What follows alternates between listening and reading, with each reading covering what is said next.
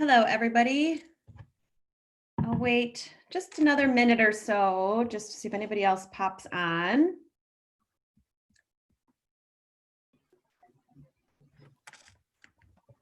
While we're waiting for anybody else to pop out, I do just want to point out where you can find some additional training videos on not only the new condo offer to purchase, but also the new WB-11 residential offer to purchase, what they're calling Take Two, the second version of that that's launched this year. So when you go to wra.org, under the resources tab, you'll see a menu drop down, and then you go through to transactional, and then this form update link. So when you click on that, you'll see just kind of an overview of the two forms. So you've got these two educational version of these forms that highlights all the changes. And then down below here, they have their legal talk. So you can watch anything related to the new WB-11 or the WB-14. What's really nice is that they've sectioned out kind of each topic. So if you just like, I just really need to understand more about the Foreign Investment in Real Property Tax Act, aka FIRPTA, I can just watch this short 3-minute video. So they've done the same thing with the condo offer to purchase. So I just watched these like 1 or 2 times, and I was able to learn about all the changes they made, and some of them, they kind of explained why they had to make the changes. So just want to be sure you guys have this resource. With FIRPTA, since that's one of the big things that's changed, they did update or just kind of make a little more pretty their FIRPTA flow chart. So if you do have more questions about, okay, what happens if my seller is a foreign person? What do we do next? Then it kind of goes through the different scenarios. So this is a nice resource to have on hand as well. So with that, I will jump over to our condo offer to purchase, and we'll get started here. And feel free to stop me at any time if you want me to dive deeper into anything. For this training, I'm really just going to highlight the changes specific to the condo offer to purchase. They did revise the condo offer to purchase to incorporate all those same changes we saw in the WB-11 residential offer to purchase in January. So that includes, they updated the financing contingency. It's now the financing commitment contingency. They added the radon testing contingency. They added more of those default deadlines throughout the offer. If you want me to dive into any of those further, just kind of as a refresh, please let me know. Otherwise, I'm really just going to focus on the condo related updates to this form. So this will be mandatory to use after September, on or after September 1st. So right now in zip form, we do have both the old version and the new version available. Either one is totally fine to use. But after September 1st, you're only going to see the new version. And then DocuSign is being updated as we speak, hopefully in the next week or 2. So our condo offer to purchase is now 13 pages long. Biggest reason for that is, one, they added the radon testing. They also added an additional condo disclosure contingency. And then you'll see on the second to last page, this whole big box of additional provisions. So I really wish they would have done this with the WB-11, but yeah, so, I don't know why they didn't, because there's like no extra language or no extra text in the WB-11. Yeah, they shortened it. It's absurd. No sense. So with that, if you do, like if you're using the WB-11 and you need additional space, all you need to do is attach a blank addendum. That's really the only way you're going to add extra space. So, yeah. So 13 pages now. All right. So kind of starting from the top here, everything is the same. As far as the first section of this goes, I'm going to jump down to the inclusions. So same, this is similar to the WB-11. where they did add some in-ground pet containment systems, including the receiver components. So that wasn't an inclusion before. Probably won't apply to many condos unless it's, one of those side-by-side type condos, but that is the actual receiver is acknowledged as an inclusion. So the collar. I'm going to jump down to the second page.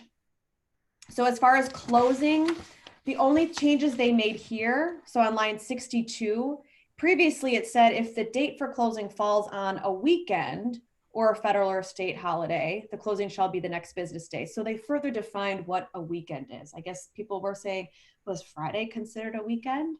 So that has been specified that if the date falls on a Saturday, Sunday, or federal or state holiday, the closing shall be the next business day. The next change they made is regards to earnest money. So there's basically three different places that can hold the earnest money, one being the listing firm, two being the drafting firm. So this used to say the buyer's agent's firm, but we know there's sometimes maybe where you're a sub-agent of the seller, so you're technically not the buyer's agent, you're the buyer's a customer and you're drafting on behalf of the buyer, but you're technically a sub-agent of the listing firm. So they just changed it to drafting firm to kind of clarify that. So in most cases, this would be the buyer's agent. And then other identified as blank. So this would be if the listing firm maybe doesn't hold earnest money, then they have a title company hold it. You would acknowledge who is holding those funds on line 74. And then just to remind you guys, if a firm is not holding the earnest money, so if a title company or an attorney or anybody besides a firm, buyer and seller should have an escrow agreement drafted. Typically, the title company has that, so you usually don't have to worry about it. But I would say if it's an attorney and you're not seeing an escrow agreement, you're going to want to advise the parties to have that drafted by an attorney.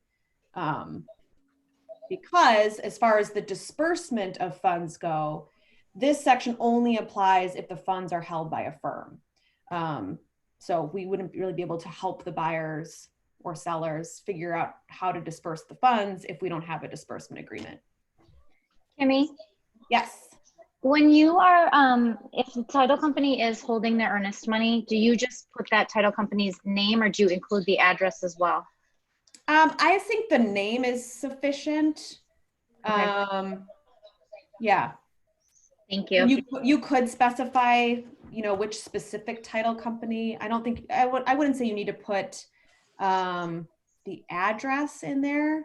Okay. Like I just wrote one where I just said Focus Title Whitefish Bay. Yeah, that's sufficient. Okay. Yeah, I mean, like I was gonna say, it can't hurt to be overly specific, but I wouldn't say it's required to include the address. So you could say like seller's title company or something? Yeah. Okay. All right, thank you. Yeah. All right. Okay, so moving on down here to line 107, the condominium disclosure materials. So this section was always in the condo offer to purchase, and they made one tweak to it. So it states that the seller agrees to deliver to the buyer within 10 days after acceptance of offer, current and accurate copies of the condo disclosure materials. So previously there was kind of like two deadlines in here where it said within 10 days, but no later than 15 days prior to closing. And that was just confusing people. So the 15 days prior to closing is still a part of the state statute. So it still applies. So if you have a very short closing window, you still need to meet that. Like if you're closing in 20 days, then within 5 days of acceptance, you need to have, the seller needs to give to the buyer those condo disclosure materials. So it's just something you kind of have to keep in the back of your mind. But most cases, you have more than 30 days for closing. So that within 10 days of acceptance is that first deadline. So that's all that would apply. So That's the only tweak to that section. One of the bigger things that they've updated here is with regards to the buyer rescission rights. So, and again, this is kind of similar to the previous change we just talked about. The state statutes have always had 3 instances when a buyer can rescind their offer. The old offer only addressed 2 of them. It only stated 2 of them. Somebody have a question? Okay. But now they've added, that 3rd one was always in there. Now they've added it into the language, so it is very crystal clear. So the 3 instances in which a buyer can rescind their offer is after receipt of the condo docs. So once they've received all those docs, they have 5 business days to review, and then they can rescind their offer based on that review. If they just disapprove of anything that they see in those condo disclosure materials, they can rescind their offer. The second opportunity a buyer would have rescission rights is if they don't receive everything, then they can notify the seller, hey, I haven't received everything. I'm requesting that you provide me these missing documents. If the buyer receives them within 5 business days of sending that notice to the seller, and they disapprove of the additional information they've received, or if the seller failed to deliver the missing documents, the buyer would have rescission rights. And now the 3rd instance, and again, this was always in the state statutes, but now they've added this into the contract to make it very clear. A seller is obligated to give notice to the buyer of any material changes to the condo documents. And then the buyer, again, would have 5 days to determine if they want to rescind their offer based on those material changes. And essentially a material change would be like anything that the buyer, very similar to like a material adverse fact, something that knowingly the buyer would potentially not want to continue with the purchase knowing this information. It's something that changes the documents so much so that a buyer may not wish to move forward with the transaction anymore.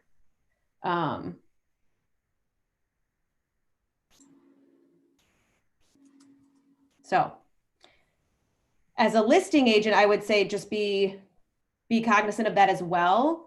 Again, if your seller receives information from their condo association that their condo disclosure materials have changed, that you have an obligation to notify the buyer.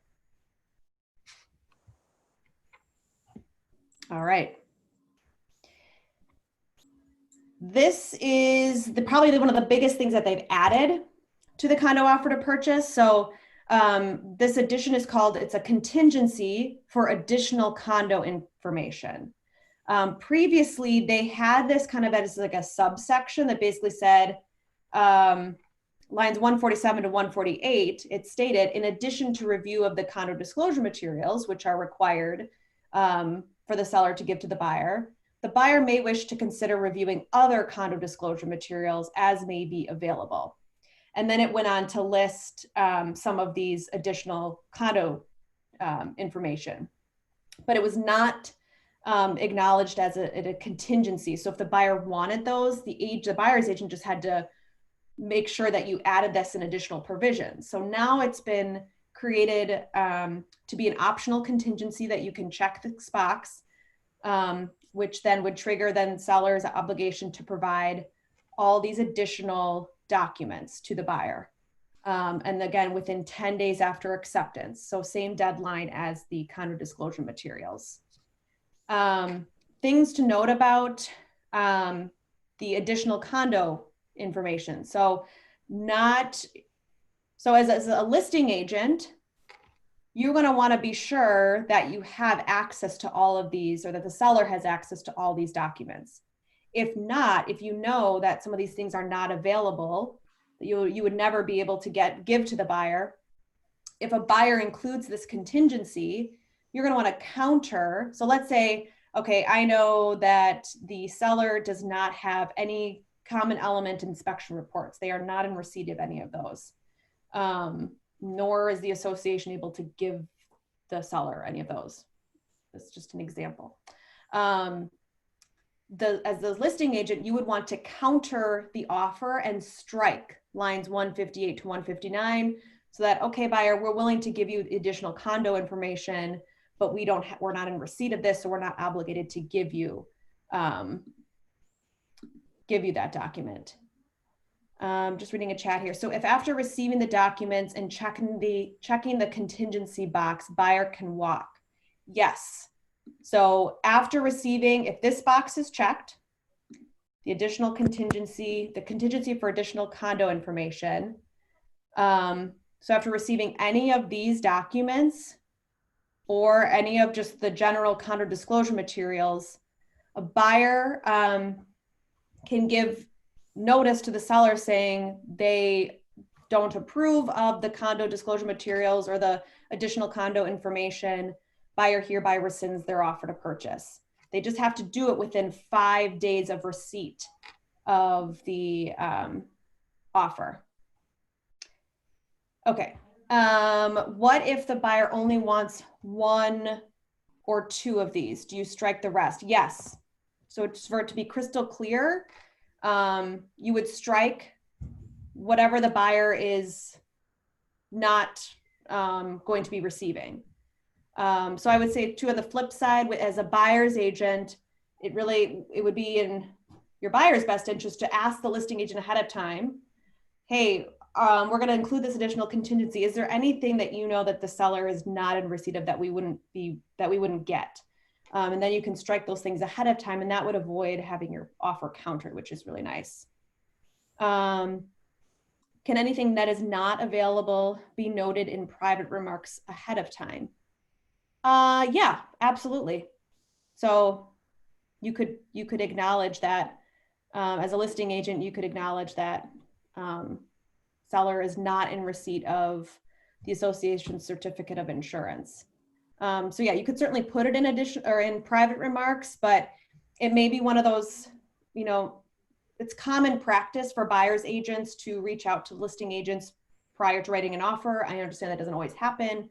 So it's something I would certainly try to reiterate when you are aware that a buyer's agent will be drafting an offer on behalf of a buyer, but you could certainly put it in private remarks.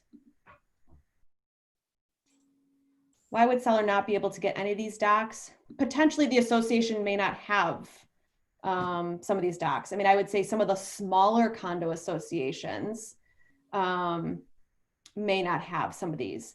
So with that, I just want to jump then to the next page. They do now define what constitutes a small condominium. So a small condominium means a condominium with no more than 12 units.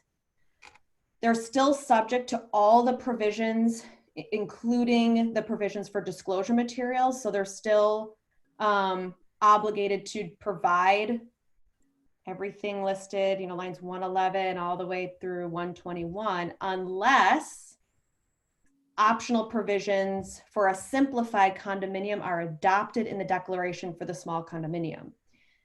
So if that small condominium has acknowledged that in their declaration, then they may not be required to have all of these items, especially probably some of these things in the additional condo information. So again, it's something as a listing agent, more than anything, having that ahead of time or just kind of preparing your seller before you go onto the market. Okay, these are things we have to be prepared to be asked for. And if we don't have copies or we just can't, like the association just doesn't have, I'm trying to think of an example of what an association may not have. I don't know. You would think that the condo association would have all these things, but who knows? All right, any other questions with regards to the additional condo information contingency?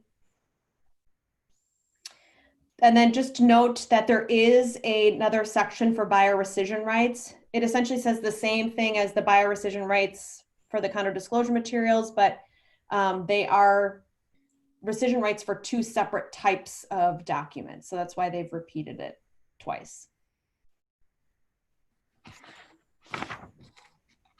Okay, I'm going to jump over to page 5.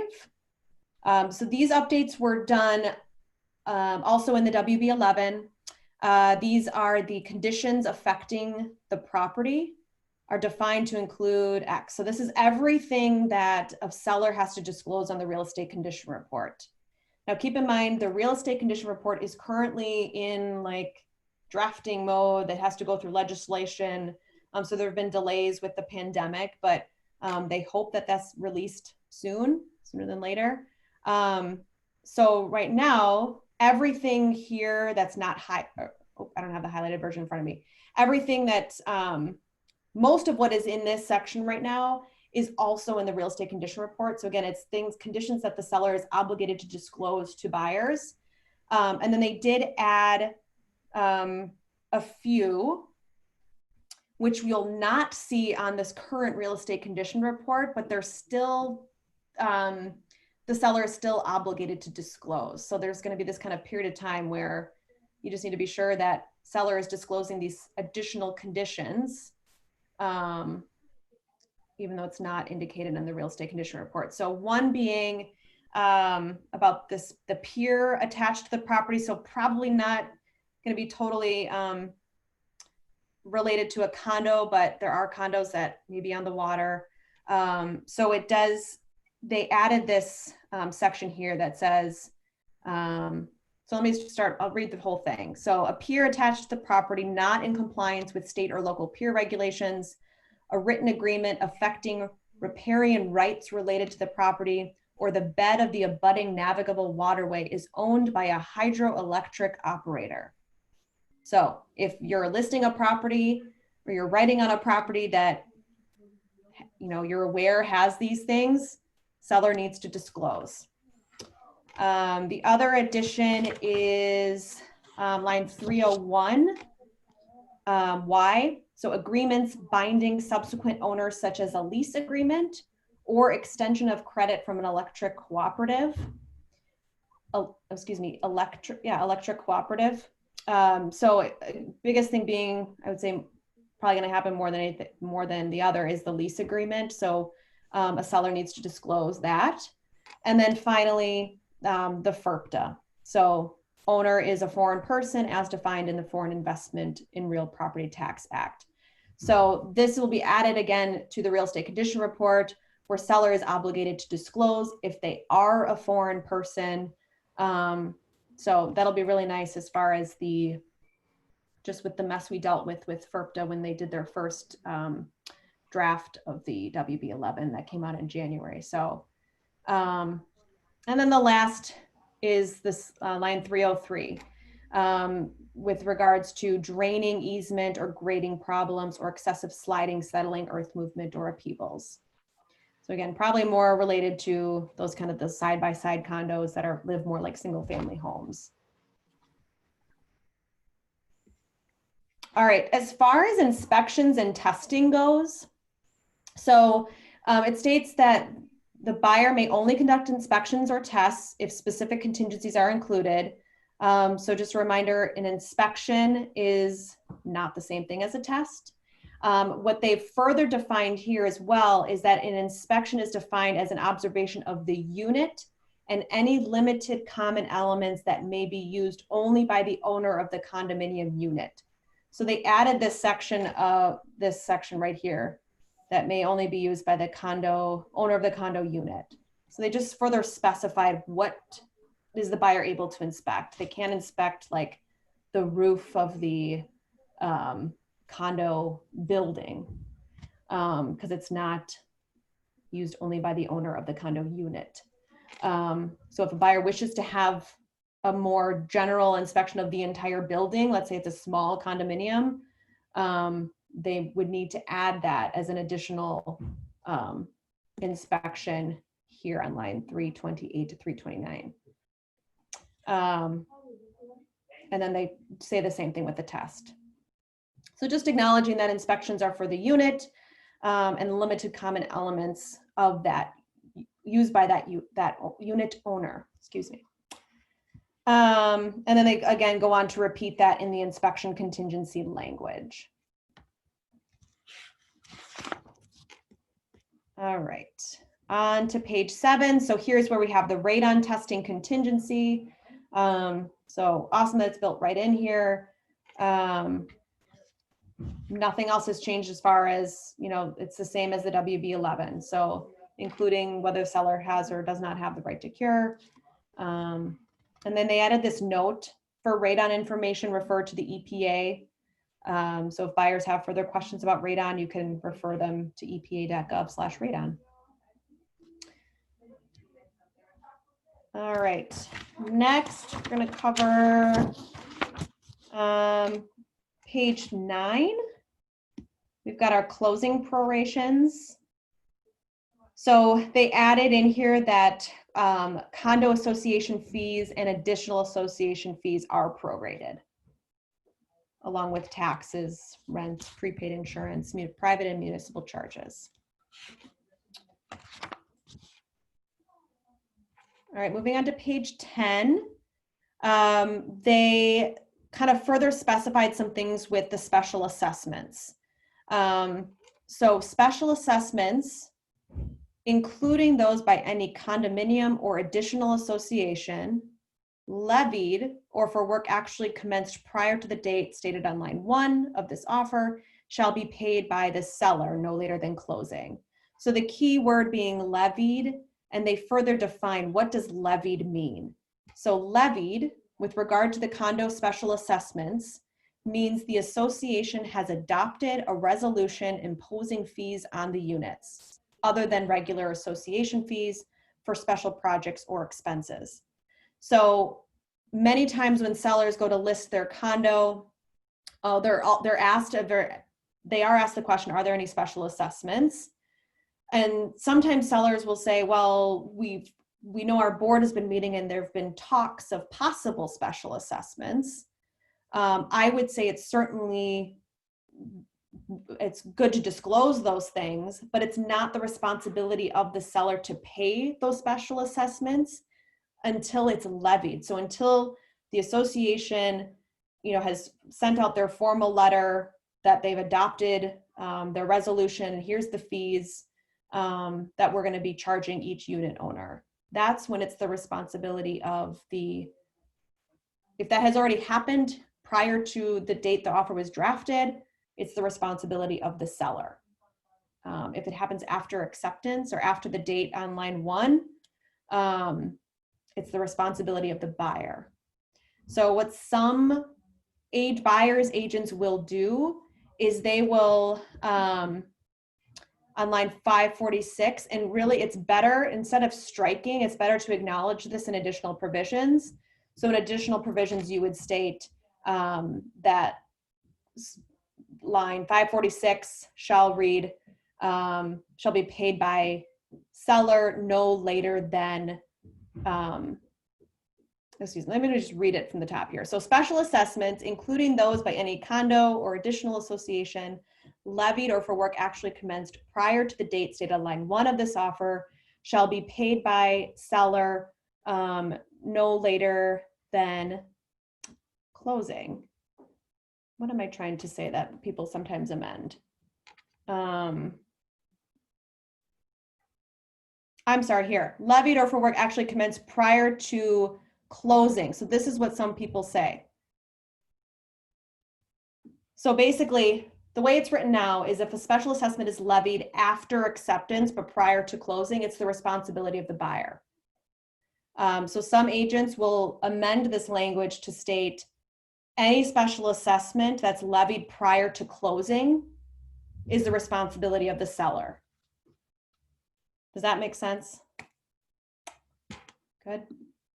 Okay. And again, you want to, instead of just striking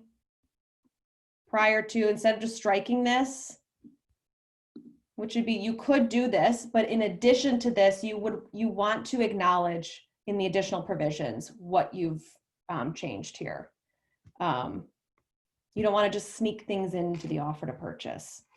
So sometimes these things can be missed. But on the flip side, as a listing agent, be sure you're reviewing your offers very carefully when you're receiving them, because know that some agents will do this. So you want to be paying attention to whether agents are striking text or not. Let's see, down at the bottom here. So they've just further defined some things with maintenance. So the seller shall maintain the unit and any limited common elements. This is what they've added, that may be used only by the owner of the condominium unit. So again, it's kind of similar to that inspection testing clarification of what is the seller obligated to maintain.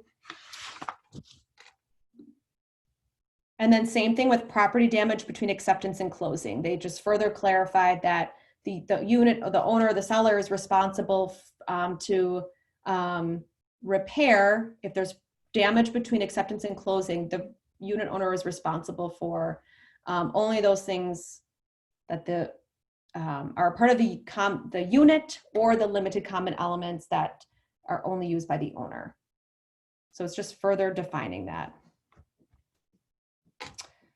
All right, I will go through FERPTA here. This is really one of the last things that they've updated. And again, they updated this. It's read the same way as it is in the WB-11, but it's always a good review because this is one of those things that really threw people, including me.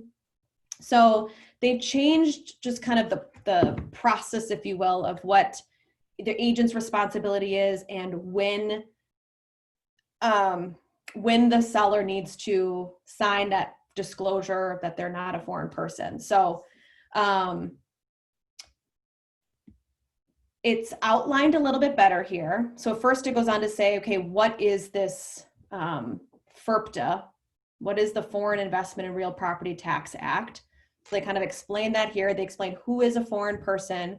Remember, we can't determine who is a foreign person. So if a seller is saying, well, I have, dual citizenship, or I have, we can't tell them, oh yeah, you're not a foreign person, or yes, you are.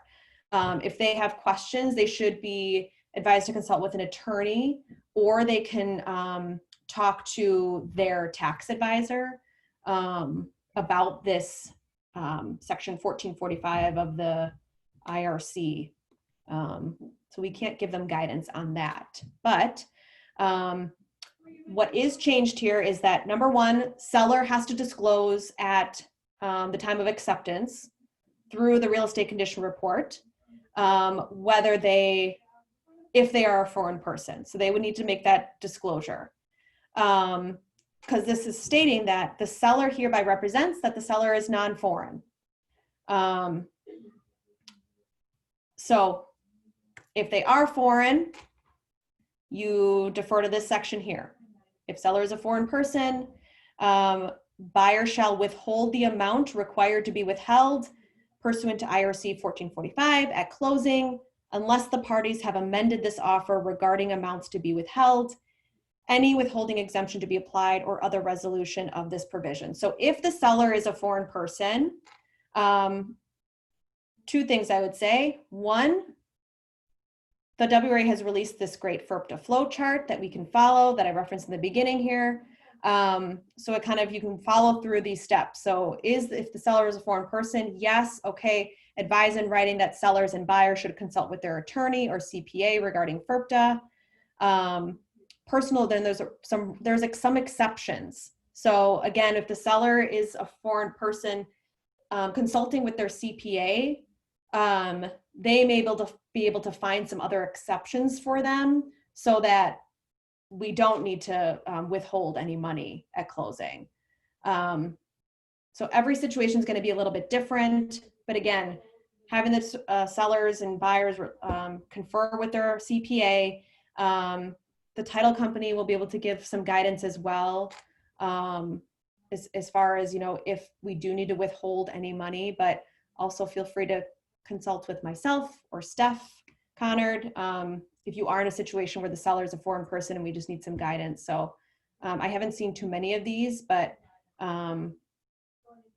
every situation is a little bit different. Then if the seller is a non-foreign person, which is going to be most cases, the seller has to execute a sworn certification that states, I hereby swear I am not a foreign person. Previously, we had to have that all signed and executed 15 days prior to closing. So agents were responsible for getting that form signed and over to the title company to hold on to. But now the title company, this can all happen at the closing table. So the title company can get this form executed, signed. So if your Focus Title has confirmed that they will be doing this, so if you're not using Focus Title, you'll want to consult with them, with that title company, to ask if they will be. And if not, then you will have to ensure you get that seller certificate of non-foreign status signed by the seller prior to closing.